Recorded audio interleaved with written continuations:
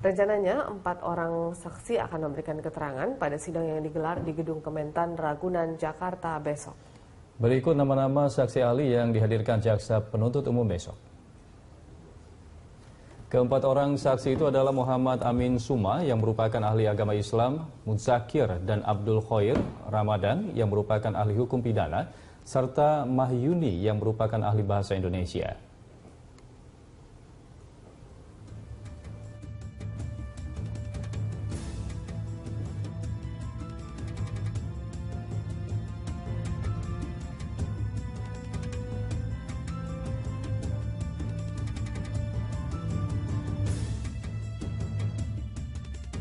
Dengan alasan keamanan jelang pilkada serentak, Majelis Hakim menggelar sidang perkara Ahok pada hari Senin 13 Februari 2017.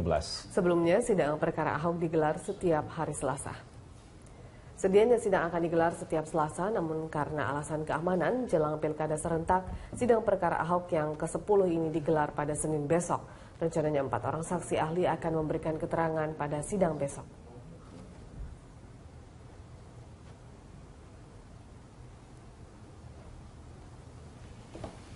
Selanjutnya mari kita ikuti bersama sambutan Gubernur Petahana Bapak Basuki Cahayapurnama.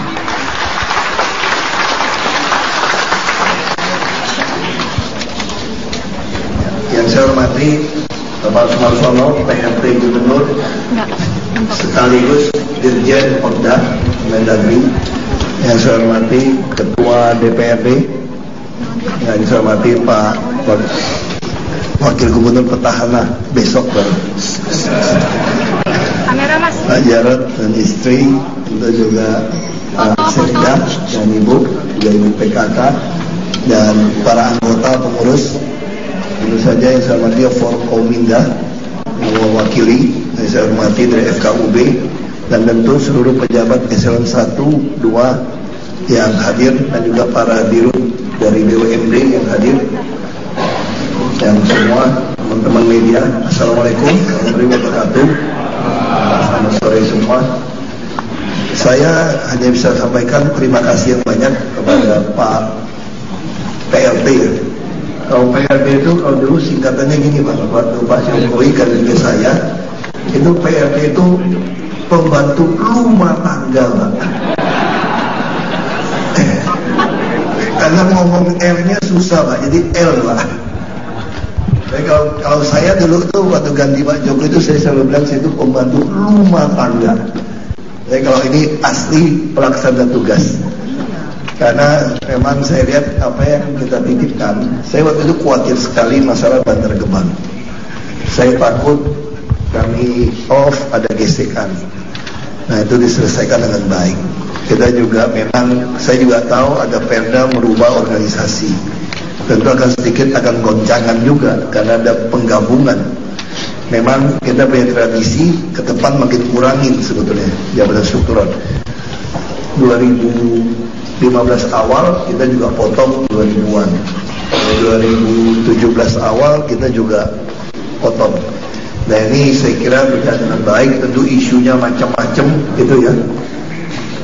Tapi ya diskusi kok, kita diskusi gitu dengan Pak Jarod apa.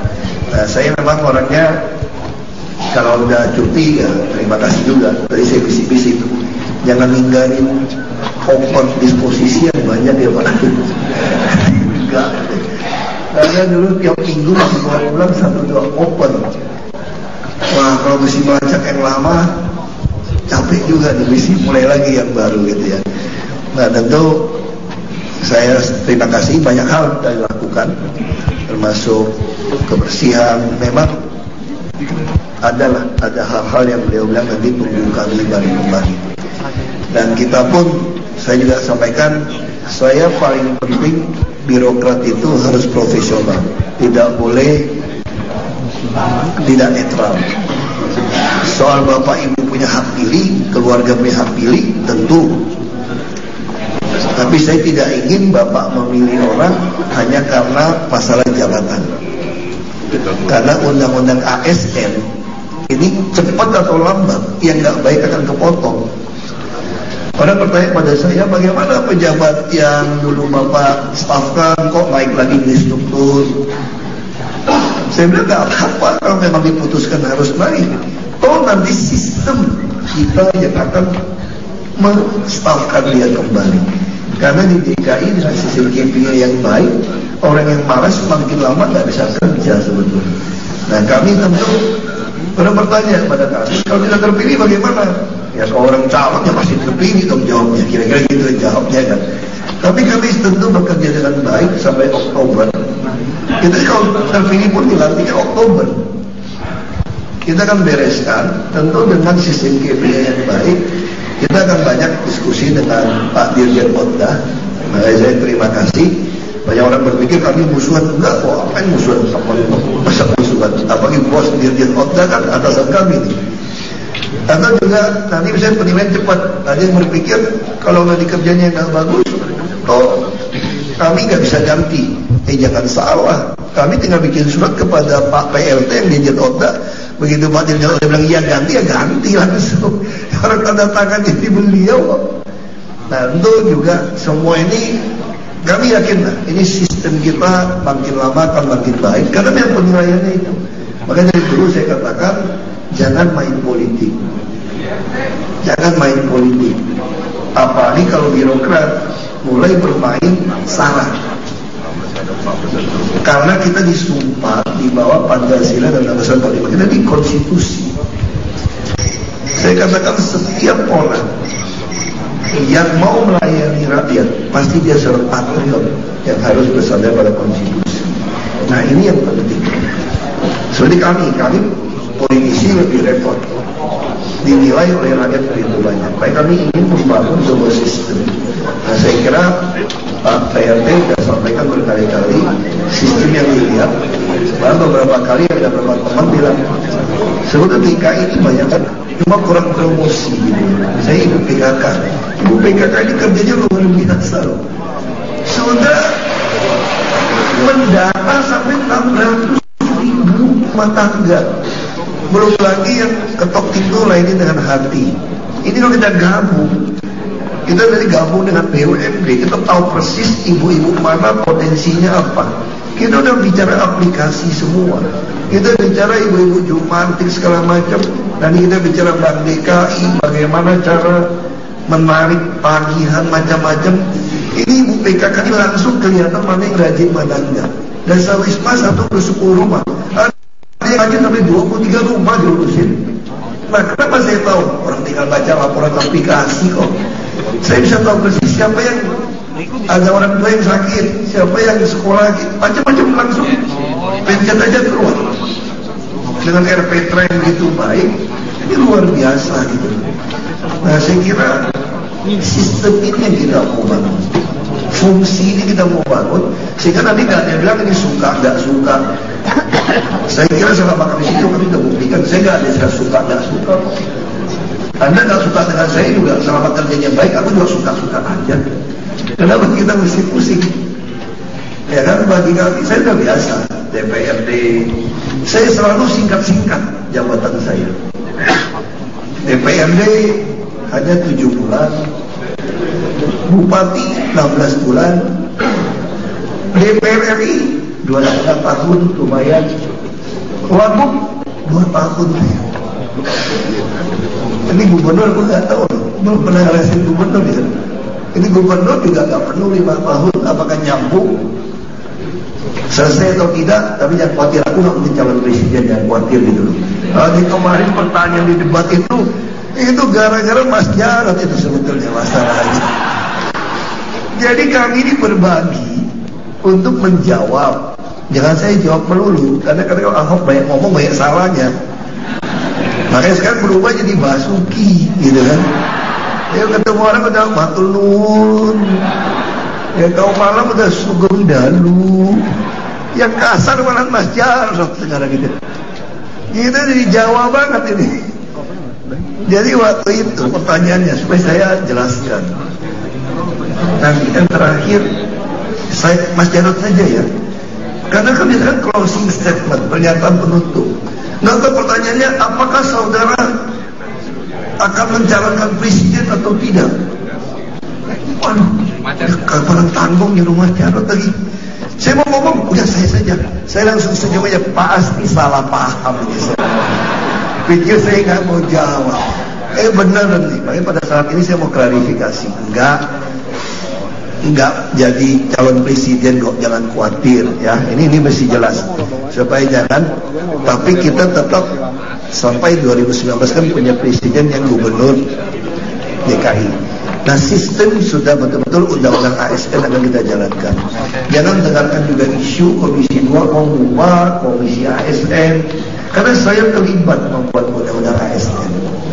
Maka kita tahu persis nanti ke depan betul-betul kita akan buka yang namanya aparatur sipil negara itu bukan cuma PNS, tapi juga pegawai pemerintah dan perjanjian kontrak.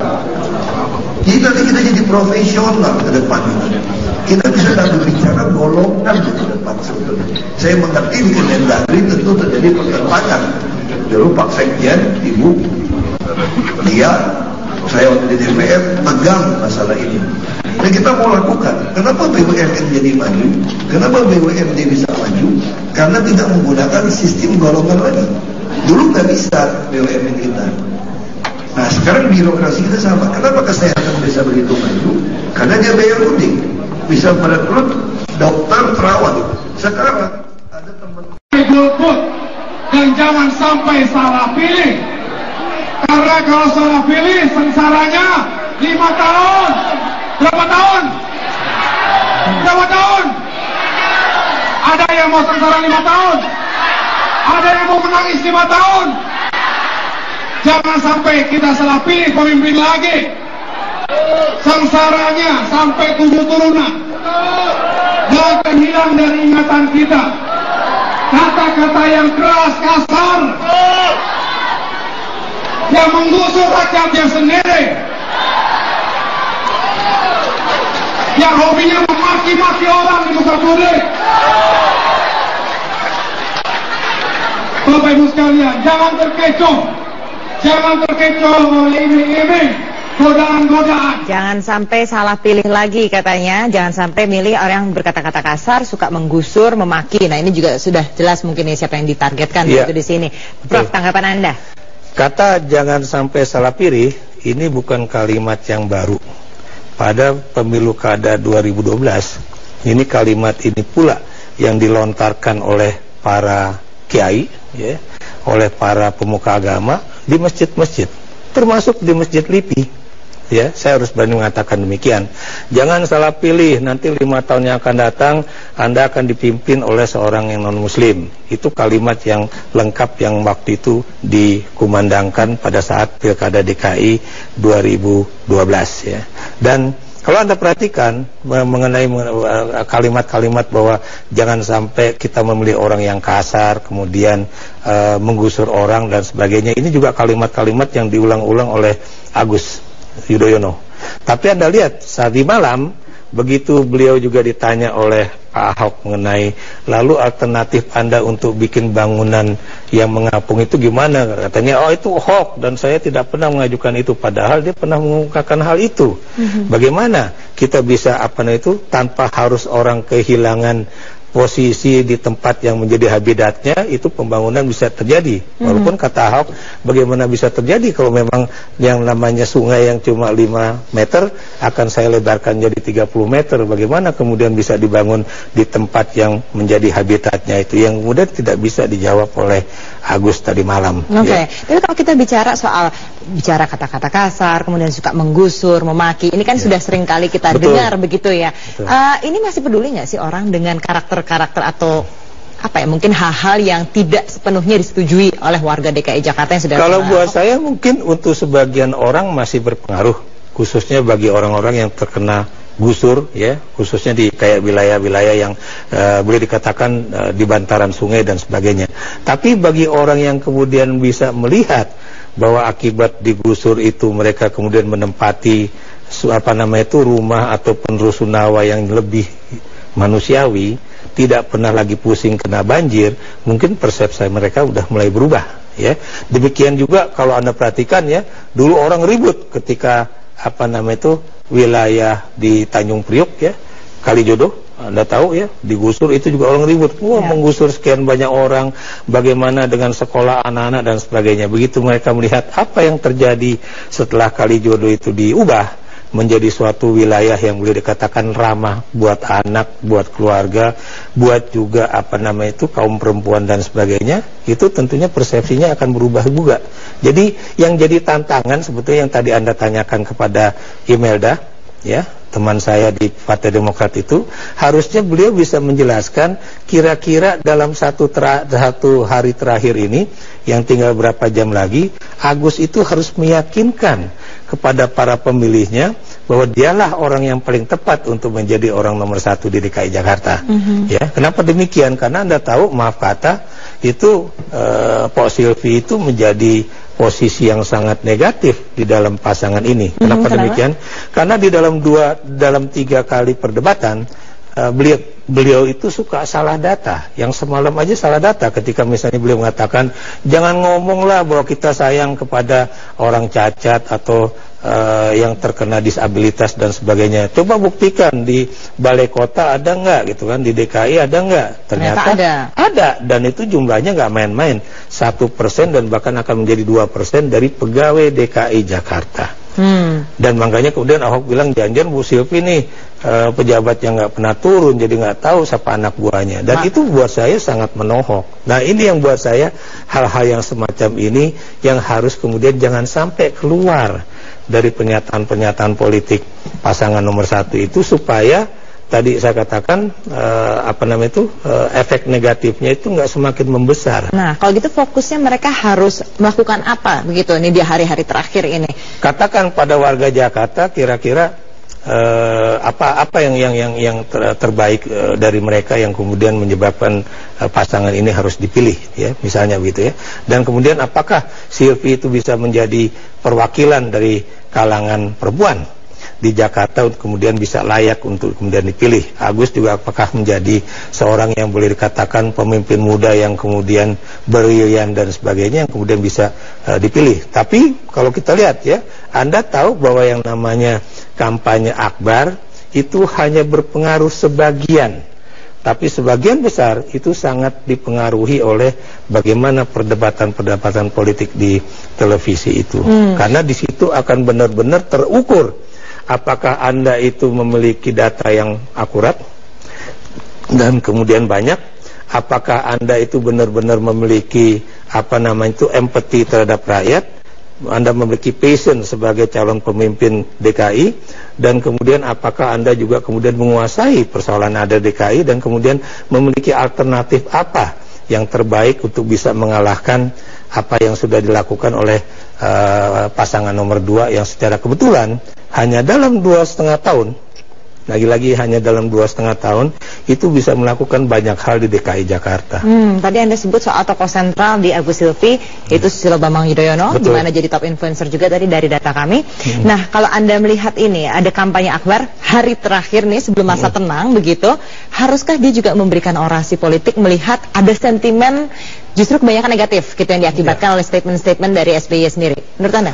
Kalau buat saya, dia harus mengajak teman-teman pimpinan partai dari P3, PKB dan PAN untuk kemudian gabung bersama. Sebab kalau Anda perhatikan ya, lambang-lambang bendera yang ada di depan itu, Anda bisa lihat berapa bendera P3 yang muncul di situ, berapa bendera PKB yang muncul di situ dibandingkan dengan bendera Partai Demokrat misalnya kan. Di situ menunjukkan keterwakilan sebuah koalisi, ya, apakah itu benar-benar mewakili partai-partai yang berkoalisi ataukah kemudian dia hanya menjadi dinominasi oleh satu kekuatan partai yang boleh dikatakan sangat dominan, yaitu Partai Demokrat misalnya. Jadi mesin koalisi yang dimiliki oleh Agus Silvi kalau menurut Prof sendiri sampai saat ini belum maksimal digunakan? Kalau buat saya belum. Tidak ada tanda-tanda bahwa teman-teman dari P3, PKB dan kemudian PAN benar-benar memiliki satu passionate love ya kepada pasangan nomor 1 untuk kemudian mereka benar-benar memperjuangkan supaya goal menjadi gubernur dan wakil gubernur. Karena saya melihat bahwa teman-teman dari 3 partai ini tampaknya itu lebih sebagai pelengkap penyerta aja, kalau tidak bisa dikatakan pelengkap penderita, karena mereka kebetulan memang 3 partai yang tidak memiliki calon atau kemudian tidak memiliki dana yang cukup untuk kemudian bisa mengajukan calon yang untuk kemudian bisa dimenangkan. Tapi berpengaruh nggak kalau misalnya mesin koalisi ini digunakan? Kalau buat saya berpengaruh, karena biar bagaimanapun Anda tahu ya, P3 itu dulu menjadi partai terbesar di DKI pada zaman Orde Baru. Harus ingat, P3 pernah menang.